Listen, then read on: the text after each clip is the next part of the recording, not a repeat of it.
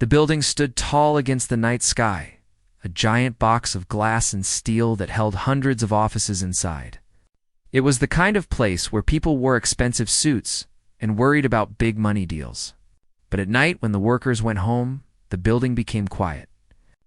It was just a shell, waiting for the next day to begin. That was when Tom arrived. Tom was not a businessman. He was not a lawyer. He was the man who cleaned up the mess left behind. He was a janitor. He pushed a heavy cart filled with mops, brooms, and cleaning fluids. The wheels of the cart squeaked as he rolled them across the smooth marble floor of the main lobby. It was a sound that echoed in the empty space. The lobby was huge. It was designed to look impressive. In the very center, sitting like a king on a throne, was a piano. It was not a new piano. It was an antique, a grand piano made of dark, shiny wood that was almost black. It had beautiful curves and legs that looked carved by hand. The company had bought it for a lot of money just to show off. They wanted clients to walk in and see it and think, this company is successful. There was a red velvet rope around the piano. A small sign hanging from the rope said, "Do not touch." Tom stopped his cart near the front desk. He let out a long breath. He was tired. It had been a long day. Before he came here, he had worked at a grocery store in the morning. He did what he had to do. He was a single father. His wife had passed away a few years ago, leaving him alone with his little girl, Lily. Lily was 5 years old. She was the light of his life. She was the reason he worked 2 jobs. She was the reason he came to this cold, empty office building every night to scrub floors. Tom looked at his hands. They were rough. The skin was hard and dry from years of work. His fingernails were short and often had dirt under them, no matter how much he scrubbed. These were the hands of a laborer. They were not soft hands. They were hands that fixed broken things and carried heavy loads. He walked over to the corner where the supplies were kept. He needed to fill his bucket with fresh water. As he waited for the water to get warm, his eyes drifted back to the piano. It was beautiful. It sat there in the spotlight coming from the ceiling. The light hit the glossy finish and made it shine like a mirror. Tom knew what that piano was. He knew it was a Steinway. He knew about music, even though he didn't look like someone who would know. When he was a boy, his mother had saved every penny to buy an old beaten-up piano for their small apartment. She taught him how to play. She told him that music was a language that everyone could understand. He played for hours as a child, dreaming of concert halls. But life happened. Money got tight. He had to grow up fast. The music stopped, and the working began. Now, his only audience was Lily. Every night before she went to sleep, she would beg him to play a song. They didn't have a piano. They didn't have room for one in their small apartment. So Tom would pretend. He would use an old table or a book. He would tap his fingers and hum the melody. He would close his eyes and imagine he was playing the notes perfectly. Lily would clap and laugh, thinking her dad was the best piano player in the world. He walked back to his cart and grabbed a dusting cloth. He started to wipe down the front desk. He moved slowly but carefully. He took pride in his work. Even though he was just the janitor, he believed that every job was worth doing well. He polished the marble counter until he could see his own reflection. The building was so quiet. The only sounds were the distant hum of a vending machine and the rhythmic swish of Tom's broom on the floor. He liked the quiet. It gave him time to think. He thought about Lily's school uniform that needed replacing. He thought about the heating bill that was due next week. The worry sat heavy on his shoulders, a constant weight. He moved around the lobby, sweeping up dust that wasn't even there. He made his way closer to the piano. He stopped a few feet away from the red rope. He stood still and looked at the keys. They were ivory and black, pristine and untouched. They looked like they were waiting for someone to bring them to life. Tom felt a sudden, strong urge to cross that line. He wanted to lift the heavy lid. He wanted to sit on the bench. He wanted to feel his fingers press down on those keys and hear the sound ring out in this big, empty space. He wondered how the antique piano would sound. Would it be bright and sharp? Or deep and warm like a cello? But he didn't move. He looked at his rough hands again. He looked at the sign that said, "Do not touch." He knew that if he scratched it, or if he left a smudge, he would lose his job. He couldn't lose this job. Lily needed him. He sighed, a sound of deep resignation. He adjusted the strap on his uniform hat. He turned his back on the piano and pushed his cleaning cart toward the elevators. He had floors to clean upstairs. He had bathrooms to scrub. The piano was a piece of art, yes, but it was not for him. It was for the people in the suits. It was for the people with soft hands and clean fingernails. Tom stepped into the elevator and pressed the button for the 20th floor. As the doors slid shut, closing off the view of the grand lobby, he hummed a very quiet tune to himself. It was a simple song, a song about a diamond in the sky. It was Twinkle, Twinkle, Little Star. It was the song Lily loved the most. He rode up in silence, the hum of the elevator matching the tune in his head. He didn't know that in just a few hours the silence of the lobby would be broken. He didn't know that he would be the one to break it. For now, he was just Tom, the janitor, heading up to clean the mess of the rich, carrying the music in his heart, but never letting it touch his fingers. The clock on the wall ticked past 9 in the evening. For most people in the city, the workday was long over. They were home, eating dinner, watching television, or putting their kids to bed. But for Tom, the night was still young. He was on the 35th floor, spraying glass cleaner on a conference room table. The smell of ammonia filled his nose as he wiped in circles, clearing away the fingerprints left by the busy executives who sat there earlier. He was thinking about Lily. She had a cough that morning, dry hacking sound that worried him. He made a mental note to stop at the pharmacy on his way home. He needed to buy her some medicine. He did the math in his head. After paying for the electricity and the rent, there wasn't much left. He frowned, pressing the cloth harder against the glass. It was a constant puzzle, trying to make the pieces of his life fit together without any money. Just as he finished wiping the table, the bell of the elevator chimed.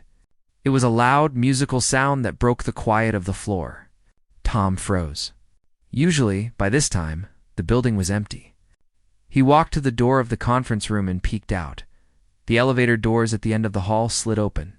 A group of people stepped out. They were loud. They were laughing and talking over each other. Tom immediately recognized them. They were the top bosses from the executive floor. He had seen them in the lobby before, walking fast with their coffees and their serious faces. But tonight, they were different. They were relaxed. They were dressed in expensive suits that looked a little messy. The smell of expensive whiskey drifted down the hallway toward him. Leading the pack was the CEO, Mr. Sterling. He was a tall man with silver hair and a loud voice that seemed to bounce off the walls. He was holding a glass of amber liquid in his hand. Behind him were 3 other men and 2 women. They were all smiling, slapping each other on the back. They had clearly just come from a celebration. Tom shrank back into the shadows of the conference room. He didn't want to be seen. He was just the janitor, an invisible part of the building. He grabbed his cleaning cart and tried to wheel it quietly toward the service exit, hoping to slip away before they noticed him. A voice boomed. Tom stopped. He closed his eyes for a second, hoping he was wrong. But when he turned around, Mr. Sterling was waving a hand in the air. "You. The cleaning guy." Mr. Sterling shouted, walking down the hall with a slight wobble. "Don't run off. We need someone to settle a bet." The other executives laughed. They gathered around in the hallway, blocking Tom's path. There was no way out. Tom let go of his cart and stood up straight. He pulled his cap down a little lower, trying to hide his face. "Good evening, sir," Tom said quietly. His voice was rough and low. "Good evening." "It's a great evening," Mr. Sterling said, throwing an arm around one of the other men. "We just closed the big deal. The Anderson account. Millions of dollars. So, we are in a good mood." Tom forced a smile. "Congratulations, sir. That sounds very good." "It is very good," Mr. Sterling said. He stepped closer to Tom. He looked Tom up and down, taking in the blue uniform, the worn-out shoes. and the cart filled with cleaning supplies. "You know I see you here every night? You're always wandering around that piano in the lobby." The mention of the piano made Tom's heart beat a little faster. "Yes, sir. I clean the area. It is a very beautiful instrument." "Beautiful?" "It's a masterpiece," Sterling said. He looked at his colleagues. "I told you guys, the staff here appreciates art." He turned his attention back to Tom. His eyes were a little glassy, and his smile was crooked. "You play, don't you? I bet all you janitors have secret talents. Like in the movies. The guy scrubbing the toilet is actually a concert pianist." Ow. The group laughed again. It wasn't a mean laugh exactly, but it was the laugh of people who had too much to drink and didn't think about how their words sounded to others. They thought they were being funny. Tom shook his head. "No, sir. I don't play. I just like to look at it. It's nonsense." "Everyone can play chopsticks," one of the women said, swirling her drink. "Go on. Play something for us." Mr. Sterling pointed a finger at Tom. "Yeah, since we won the big deal, we need some music. We should go down to the lobby. I want to hear this janitor play." "Sir, really, I have work to do," Tom said. He gripped the handle of his cart tight. He just wanted to go home. He didn't want to be part of their game. Work can wait. Sterling barked. He started walking toward the elevator, motioning for Tom to follow. "Come on, we're all going down." "It's a party," the other executives cheered. They didn't wait for Tom. They crowded into the elevator, joking and pushing each other. Tom knew he couldn't say no. You couldn't say no to the CEO. If he refused, he might lose his job. And if he lost his job, he couldn't buy medicine for Lily. He took a deep breath and stepped into the elevator with them. He stood in the corner, holding his mop bucket like a shield. The elevator smelled like perfume and alcohol. It was a suffocating mix. Tom stared at the numbers counting down as the elevator dropped 35, 35. He felt small. He felt invisible, yet painfully exposed at the same time. These people made more money in one day than he made in a year. They lived in a different world. They didn't know what it was like to worry about the price of cough syrup. They were just looking for entertainment. The doors opened on the lobby floor.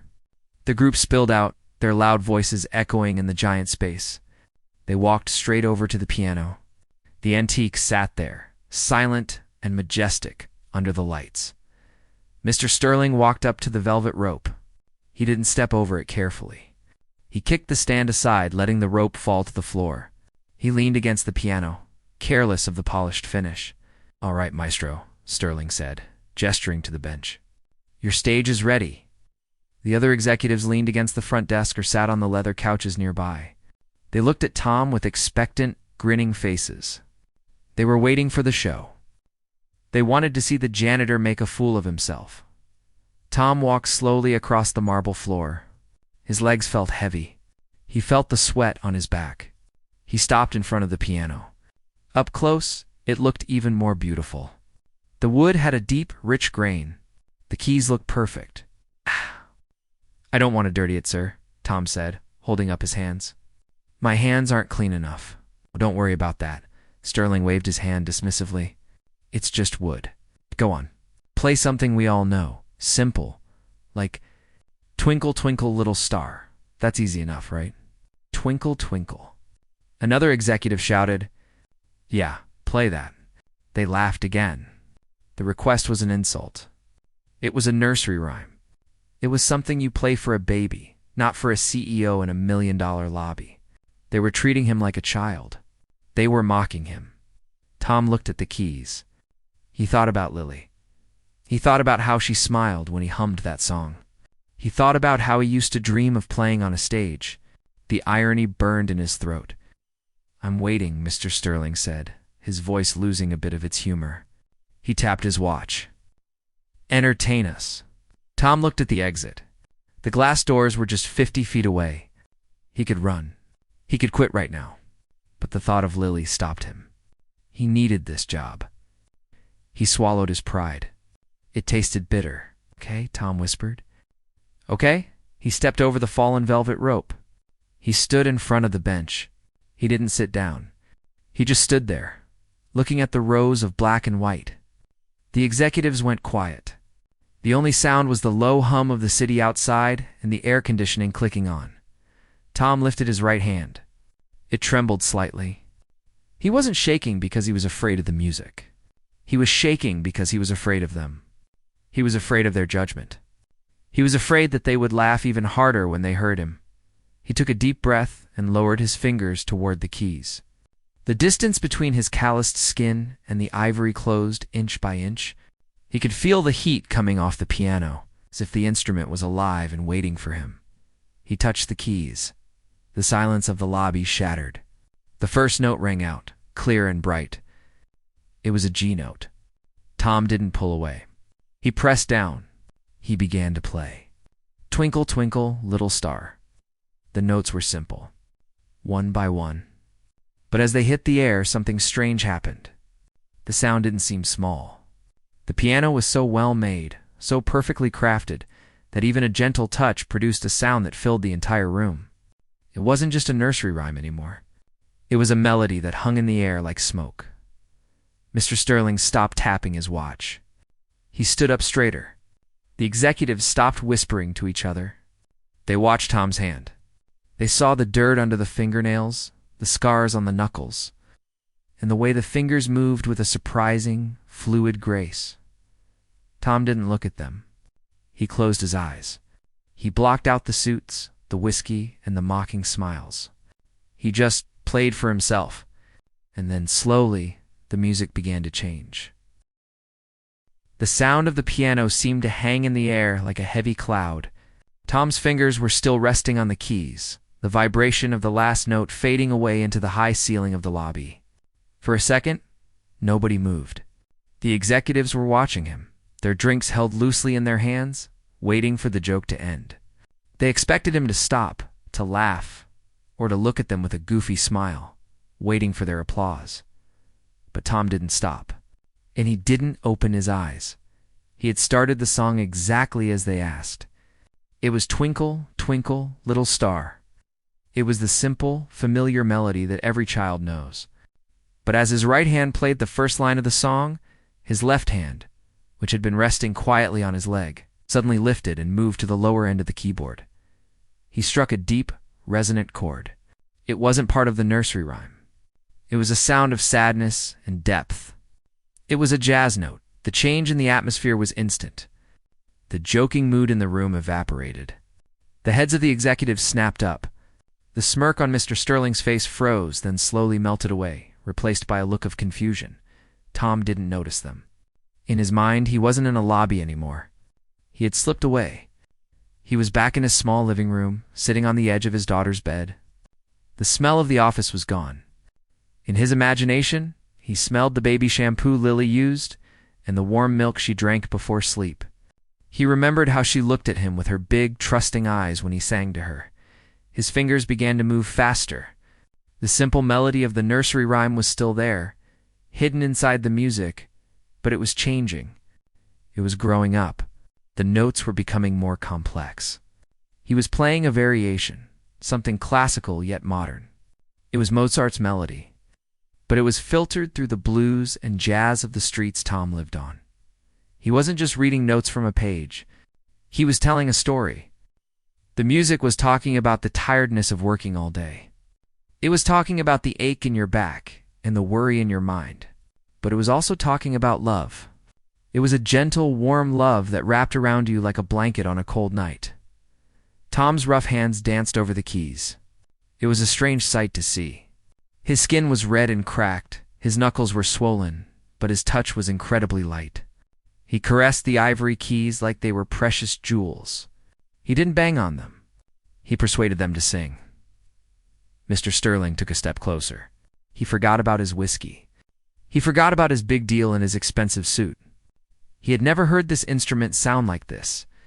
He had paid a fortune for the piano because it was a status symbol, something to put in a brochure. He had hired musicians to play at parties, fancy people with degrees and tuxedos, but they played with technical perfection. They played notes. This man was playing with his soul. The other executives stopped talking. They stopped looking at their watches. They stood in a semicircle around the piano, their mouths slightly open. The usual noise of the city, The honking horns, the sirens seemed to disappear. There was only the music. It filled the giant marble hall, bouncing off the glass walls, surrounding them. Tom's left hand was walking up the scale now, creating a rolling rhythm that sounded like the ocean waves. His right hand was playing the twinkling notes higher up, but they weren't childish anymore. They sounded like stars. Real stars, burning bright in a dark sky, far away and lonely. He thought about his wife. She had loved music too. She used to say that music was the only thing that didn't judge you. It didn't care if you were rich or poor, if you lived in a mansion or a small apartment. It just wanted to be felt. A tear escaped Tom's eye and rolled down his cheek, catching in the stubble on his chin. He didn't wipe it away. He let it fall. The music shifted again. It became faster, more urgent. It sounded like the rush hour traffic, the chaos of trying to get everything done before the sun goes down. The tension built up. The executives found themselves holding their breath without realizing it. They felt the stress in the music. They felt the pressure. Even though they were the bosses, they knew that feeling. They knew the race then. Just as the music seemed like it was going to crash and explode, Tom brought it back. He slowed it down. He softened the touch.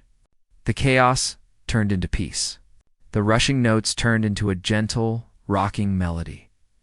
It was the feeling of finally sitting down, of taking off your shoes, of holding someone you love. Mr. Sterling looked at his own hands. He saw his gold watch and his manicured fingernails. He suddenly felt very small. This janitor, this man who cleaned his trash, had more depth, more passion than anyone in this room. Sterling felt a strange pang in his chest. It was guilt. It was shame. He had mocked this man. He had treated him like a toy. And now this man was exposing his own heart, bare and open, right in front of them. Tom didn't stop at one verse. He flowed into a second variation. This one was softer, more delicate. It was like a lullaby. He remembered the way Lily's breathing changed when she fell asleep, the slow, deep rhythm of her breath. He tried to capture that sound in the music. The piano hummed beneath his fingers, the wooden frame vibrating with the emotion he poured into it. The acoustics of the lobby were perfect. The sounds swelled, rich and full. The bass notes were deep enough to feel in your chest, while the high notes were like crystal bells. The antique piano, which had sat silent for so long, was finally doing what it was built to do. It was weeping and rejoicing all at the same time. One of the younger executives put her hand over her mouth. She was fighting back tears. She had a child at home too. She suddenly understood what she was hearing. She wasn't hearing a performance. She was hearing a father's love. She was hearing the sacrifice of a man who gave everything he had every single day for someone else. Tom played on. He was lost in the flow. He didn't think about the technique. He didn't think about the notes. His hands just knew what to do. It was like they were remembering the lessons his mother taught him 30 years ago, mixing it with the life he had lived since then. The dirt and the grease on his hands didn't dull the sound. They seemed to make it real. This was not the polished, shiny sound of a concert hall. This was the gritty, honest sound of life. He reached the climax of the song. His hands crossed over each other, moving in a blur of motion. The music filled every corner of the huge space. It was beautiful and heartbreaking. It was a sound that demanded to be listened to, that demanded respect, and slowly, he brought it down. He reduced the complexity. The extra notes fell away, one by one. The rushing rhythm slowed. The volume dropped from a roar to a whisper. He was guiding the song back to where it started. Finally, his right hand was playing just the simple melody again. Just the single notes. Twinkle, twinkle, little star. It sounded pure and innocent. But now, because of what they had heard, the simple melody carried a heavy weight. It meant something now. It wasn't just a song for kids. It was a song about hope in the dark. Tom played the last two notes. A gentle resolution. He held his hands over the keys for a moment, letting the final vibration fade into silence. The lobby was quieter now than it had ever been. The silence felt heavy. It felt sacred. Tom took a deep, shuddering breath. The spell broke. He opened his eyes. He saw the shiny marble floor. He saw the reflection of the lights on the piano. He remembered where he was. He pulled his hands back quickly, hiding them in the sleeves of his uniform. He felt a wave of embarrassment crash over him. He had forgotten himself. He had crossed the line. He turned his head slowly, terrified of what he would see. He expected them to be laughing. He expected them to be firing him. He saw Mr. Sterling standing there. The CEO's face was pale. He looked like he had seen a ghost. The other executives were standing perfectly still, staring at Tom with a mixture of shock and awe. The silence stretched on. It lasted 5 seconds. 10 seconds. Nobody said a word. The air in the room felt charged with electricity. Tom's heart hammered against his ribs. He opened his mouth to apologize, to beg for forgiveness for touching the precious instrument. But the words stuck in his throat. He just stood there, a solitary figure in a blue uniform, waiting for the judgment to fall. The silence in the lobby was heavy. It was the kind of silence that feels physical, like a weight pressing down on everyone's shoulders.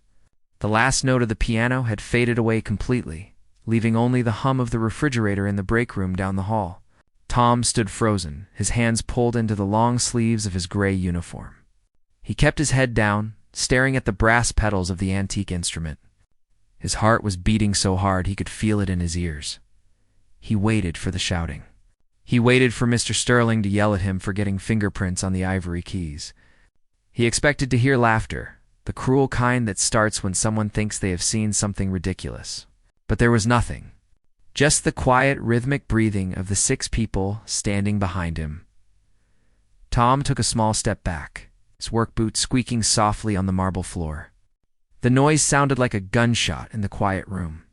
He flinched. He needed to get away.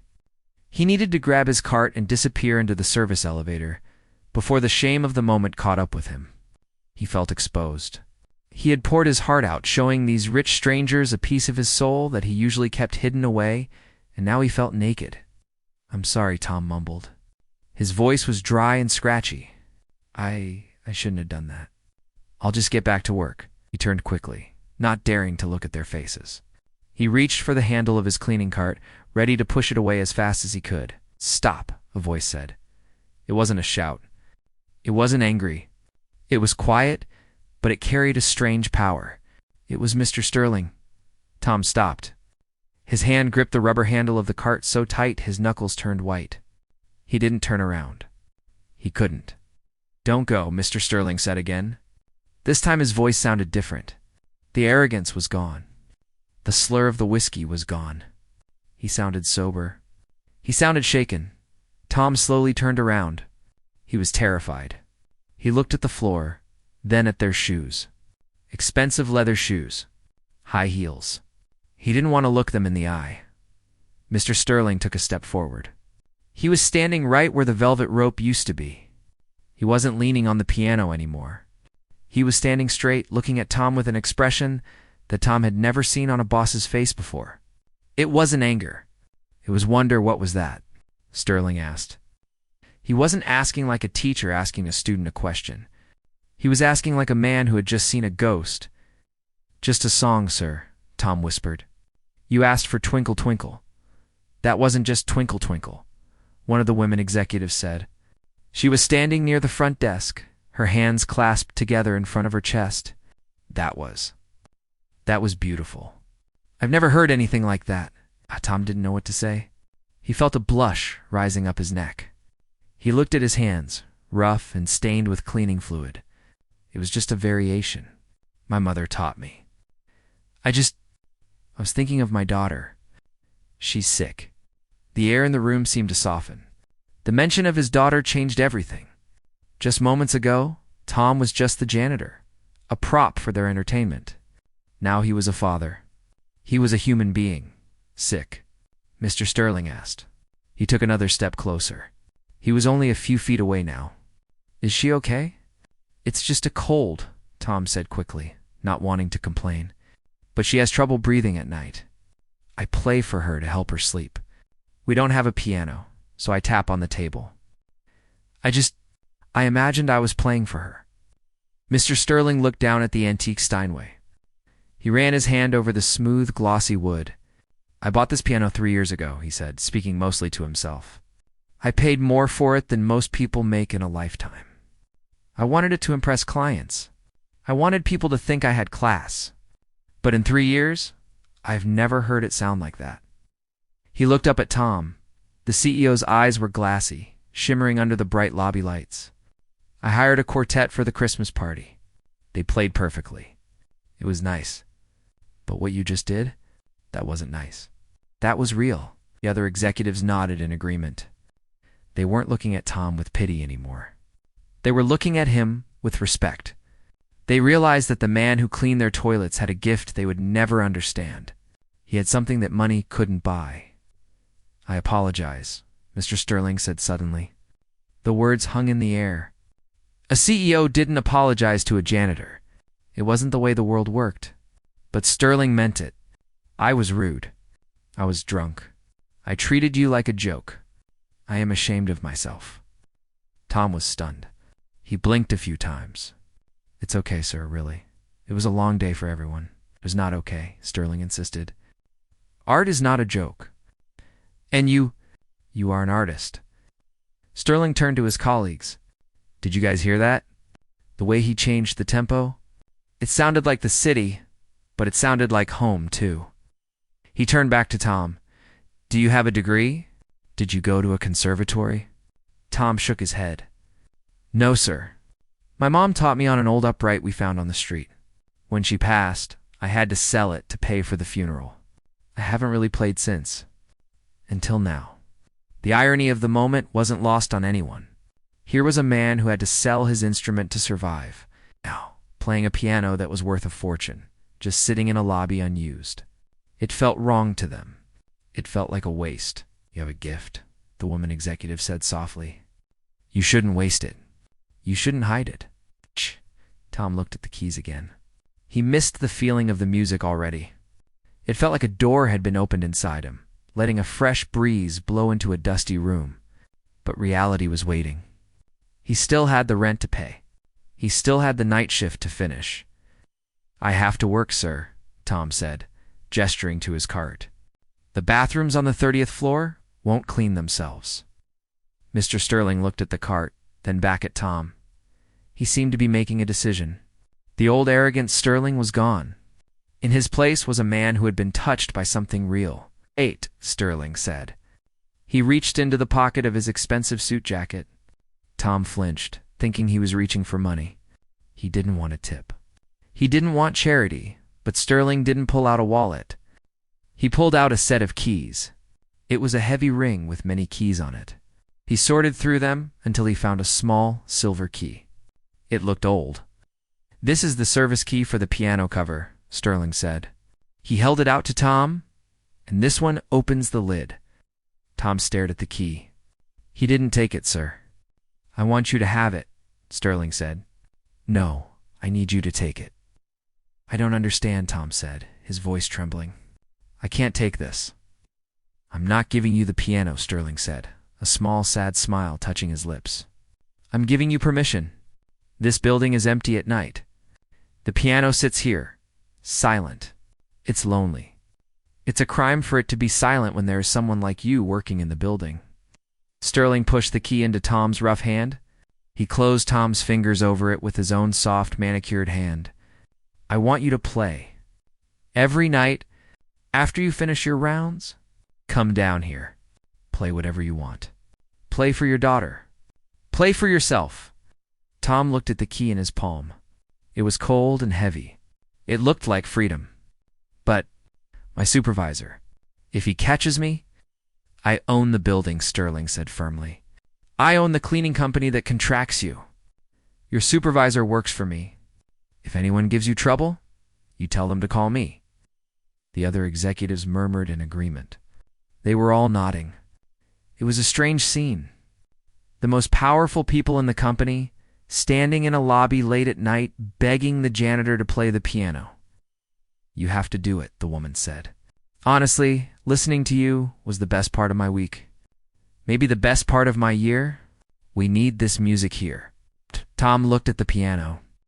He looked at the beautiful, dark wood. He thought about sitting there in the quiet of the night, playing for hours.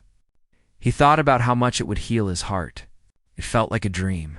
"Thank you," Tom whispered. He gripped the key tight. "Thank you, Mr. Sterling." Sterling clapped a hand on Tom's shoulder. It was a heavy hand, but friendly.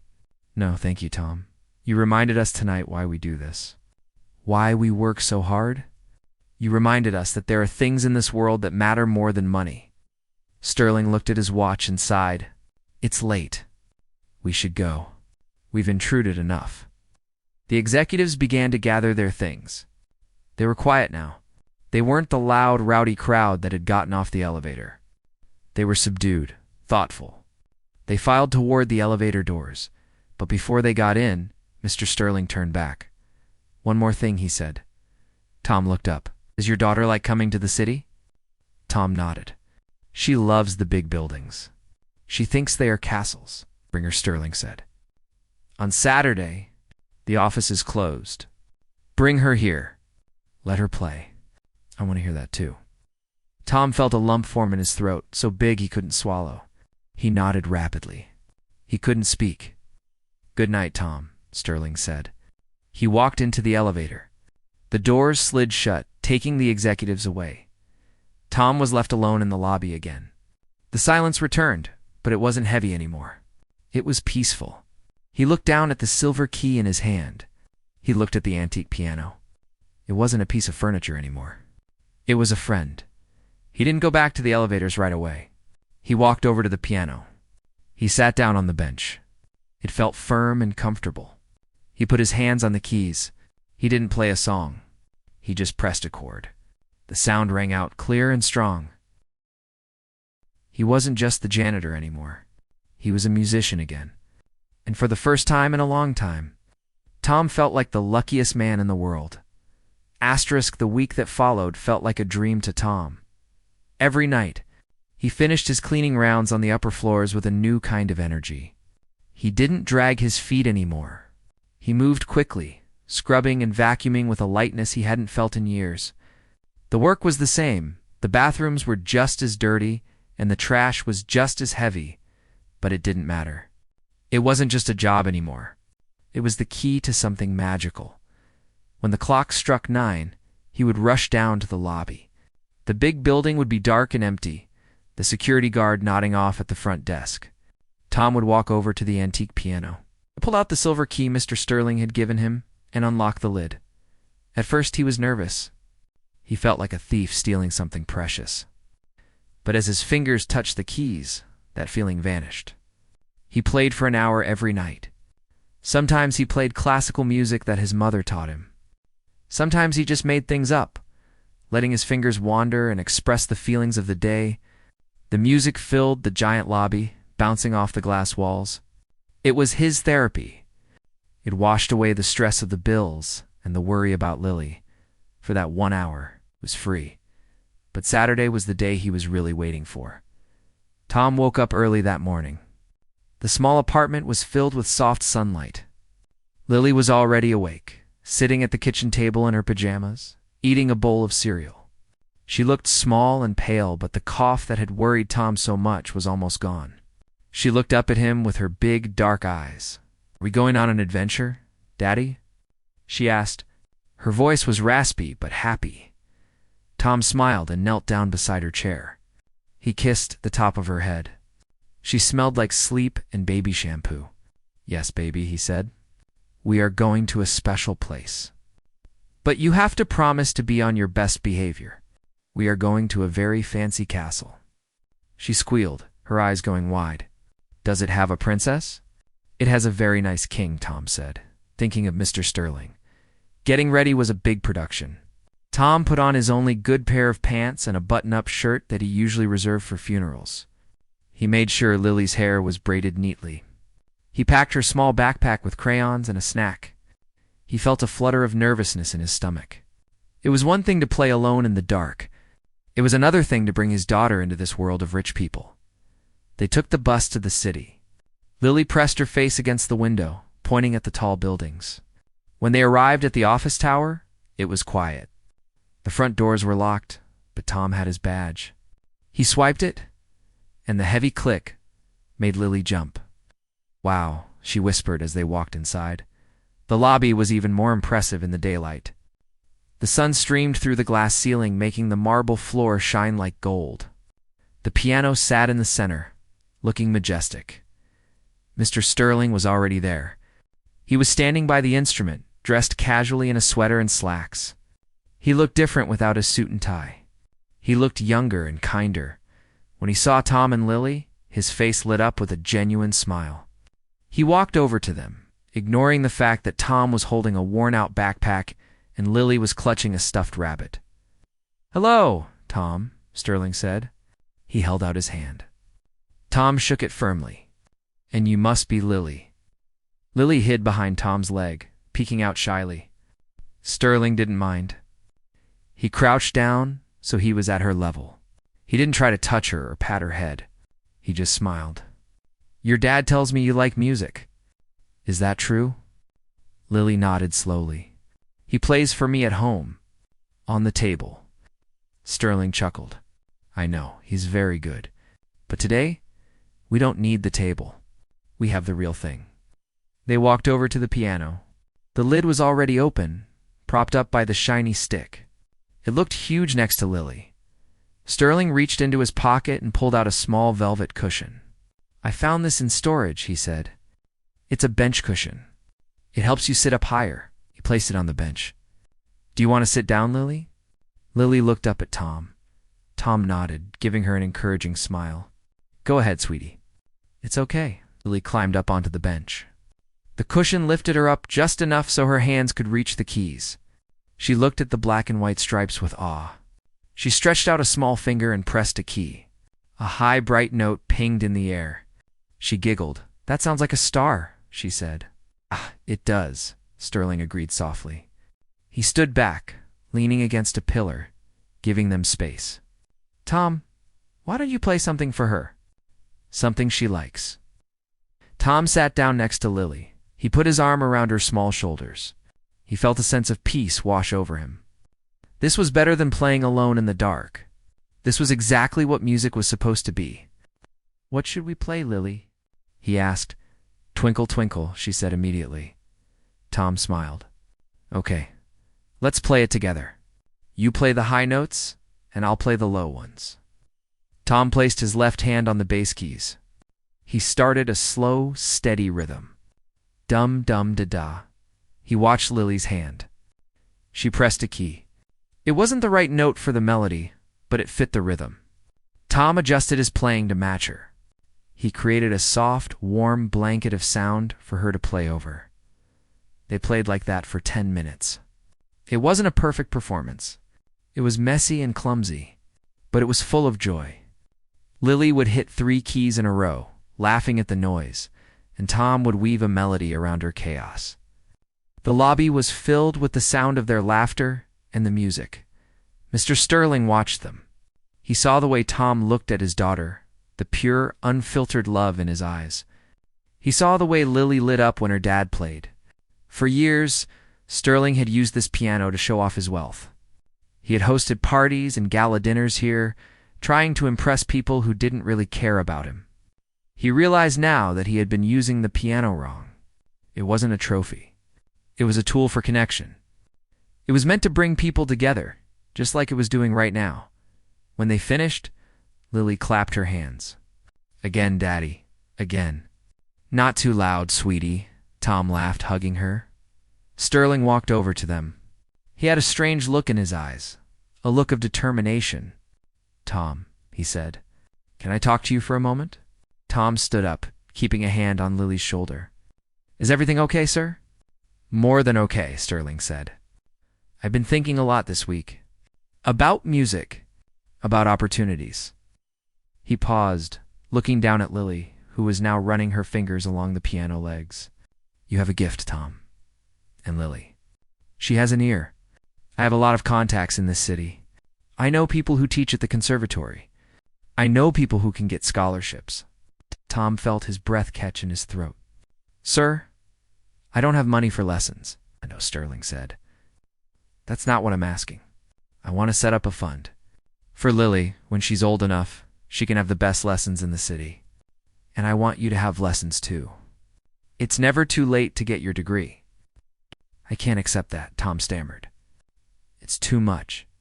You can and you will, Sterling said firmly. Consider it a trade, a fair exchange. You've given this building something it was missing for a long time. You've given it a soul. I'm just paying you back.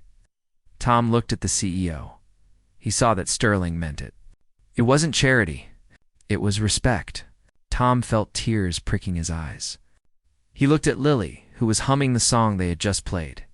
He thought about the future she could have, a future he could never give her on a janitor's salary. Thank you, Tom whispered. I don't know what to say. Just say yes, Sterling said, and promise you'll keep playing here. The lobby feels too quiet without you. I promise, Tom said. They stayed for another hour. Lily even sat on Mr. Sterling's lap while he showed her how to press the pedals with her feet. The scene was simple, but it was perfect.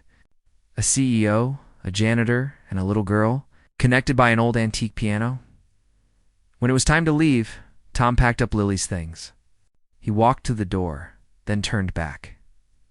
Mr. Sterling was standing by the piano, running his hand along the wood. See you on Monday? Tom, Sterling said. See you on Monday, sir? Tom and Lily walked out into the bright afternoon. The city was noisy and crowded, but Tom didn't mind. He felt like he was walking on air. He looked down at Lily, skipping happily beside him, holding his hand. Daddy? She asked. Can we go back to the castle next week? Yes, baby, Tom said, squeezing her hand tight. We can go back every week. We belong there now. The piano wasn't just an antique in a lobby anymore. It was a beacon. It was a reminder that talent and heart can be found anywhere, even in the most unexpected places. And for Tom and Lily, it was just the beginning of a beautiful new song.